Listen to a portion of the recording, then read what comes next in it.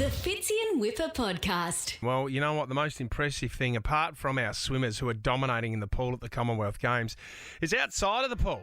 Kate Campbell she's been a superstar with the microphone, and the insight that we get with her interviews with the swimmers has been magnificent. You can see her on Channel 7 and catch all the coverage of the Commonwealth Games with her, and she joins us now. Kate, you beautiful thing, you there? Hello. Hey, we got her. Hey, how you feeling, mate? Like, I mean, I know how competitive you are, but what's it like just doing interviews on the side of the pool? Do you feel like jumping in every now and then, Kate? You know what? If I had done the work, maybe. Yep. In my current state, absolutely not, because I would get my ass handed to me. That's not it true. really looks like you've blown out too since you've retired. I didn't Kate. want to say anything, You but put on about 50 kilos, is that correct? Yeah. You know what? I've been over in Europe for a couple of months, so there's been a lot of pasta, a lot of pizza, and a lot of beer. I should be there with you. You deserve it, mate. It's amazing that when you train so hard your whole life, it's just, this is your moment to let your hair down, Kate Campbell. Oh, and I definitely have been doing that. I sometimes set an alarm, Yep. and then it goes off, and then I turn it off, and I go back to sleep. Oh, my God. Don't talk to somebody in breakfast radio about that. How dare you? Kate, what about this? I mean, we watched, it was great the other day, and Thorpe's doing a lot of commentary and a great commentator as well, but they had This Is Your Life with Ian Thorpe on it, and they spoke about his return to swimming and his comeback that he attempted. Has that crossed your mind at all? So it's funny because this year was always supposed to happen, and I was always supposed to be returning to the pool sort of in October. So I had planned to take a year off. So I'm not sure if it's a comeback because I haven't really gone anywhere. Right, I thought it's okay. a comeback because I haven't been in the pool. But Yep. yeah, I've always planned to come back and try and contest for Paris 2024 because Awesome. it looks too good to miss. So you're just taking a break? So I'm just taking a break. Bang, Yeah. I love Good that. work. I love that. Hey, can we talk about the pocket rocket, Molly O'Callaghan? Because, you know what, when we see these female sprinters like yourself, Kate, they're long, tall, huge feet, but Molly's quite small. Can you tell us, you know, what her attributes are and her pros are with a smaller body and the sprinting? So it's really interesting. You say that, oh, yeah, we're used to really tall sprinters. But for a long time, Libby Trickett was Yes. the greatest sprinter in this country. And I think she's 5'6". And to put that in perspective, I'm 6'2". Yep. So there's like a huge height disparity between us. And the advantages of when you are sort of smaller is that you can hold a higher stroke rate for longer. Right. You can spin your arms around a bit faster because you're not holding as much water, so you don't need to be as strong. But Molly's real strength Yep. is her kick. It is like, I would say that she would be the fastest kicker in the world, and her underwater work is phenomenal. You know, she'll turn in sort of fourth or fifth, and by the time they've all come up and done their dolphin kick, she'll be in second. Wow. And that's really where she makes it up. Like, just phenomenal. When you look at a race, and sure, the sprint is quick, but the start is crucial. What else is the most pressured point to the stroke technique or moment within that race? So it's really interesting because I think that the reason why we keep seeing swimming progress is because technique plays such a key role. Right. You're moving against water, which is 800 times more dense than air. So just tiny little changes make a really big difference. So you want to make sure that your body is as still as possible and your shoulders are kind of rotating around your torso.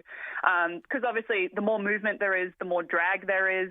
Honestly, depends how long we have. I could keep going forever, but pretty much you want to stay as still as possible, hips nice and still, shoulders rotating.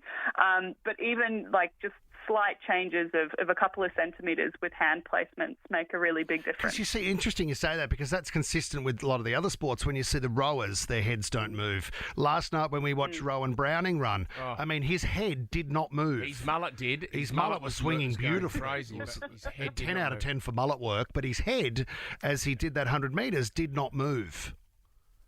Yeah. So it's all Fascinating. about being as still and as relaxed as possible. And I know that Rowan Browning has a great mullet, but there are a couple of really great mullets on the swim team as well. You just can't see them because they're buried under the cap. Yeah, that's a waste. That's a real waste. Kate, we need to ask you a serious question. And I know over the years you've been a part of so many swim teams and the Australian swim team going to Olympics and Commonwealth Games.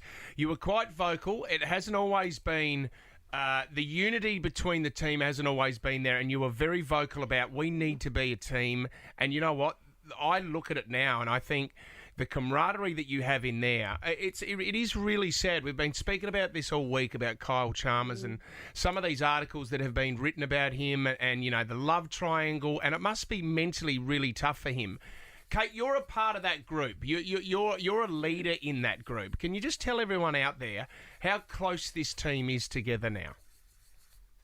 It's a bond that's like no other because you go through an experience that is incredibly stressful but is so unique. And only the people who are on the pool deck with you and go through each and every moment, they ride the highs and then they pick you up in the lows, can fully appreciate that. And so I think that it's to say that a team is not unified is just blatantly incorrect because a team that isn't unified doesn't perform. No. Yeah. And time and time again, every time the athletes get in the pool, they are performing. And they're not only performing, but the rest of the team, those athletes who have finished racing, are in the stands cheering them on Yeah, I love and that. still helping to contribute to their performance. So I just think that a team that's disunified, that wouldn't be the case. You wouldn't see, the athletes in the stands for 3 hours in the morning. They watched all the heats of the 1500, God bless them, which, can not be the most exciting thing, but they Sure. did it. Yeah. Don't tell Grant Hackett I said that. But they did it because they want to be there to support their teammates. They want to share in their success. They want to be there for them when times are tough. And this whole love triangle thing, yes, it's been hard on Kyle and he's been vocal about it, but can we say that there are two other people who are caught up in this as well, Emma and Cody, and they have also been battling with this and have also had incorrect things printed about them in the media, and their approach is obviously very different to Kyle. They've chosen to remain silent, whereas Kyle is fighting back. But yeah, it's sad to see reports being Very taken much as so. fact. Well, we don't have the time to go into the love triangle that you told us about off air that you're in. We'll leave that out. Yeah, with Laurie Lawrence. Was. I mean, he's a Oh lot my older. God. No, but Kate, can I just say, you are, we want you back in the pool, but Yes. you've been amazing with your interviews and your insight outside of the pool. You're doing a great job, and enjoy yourself over there. Go and eat some more pasta in Europe after this if you can, Kate. Thanks so much. The only love triangle I'm in is the pasta, the pizza, and the beer. It's very hard to choose between the two. Oh, it's not I'm gonna easy. Go get back to that. Thanks, Kate. Love you, Kate. Bye. Thank you. The Fitzy and Whipper Podcast.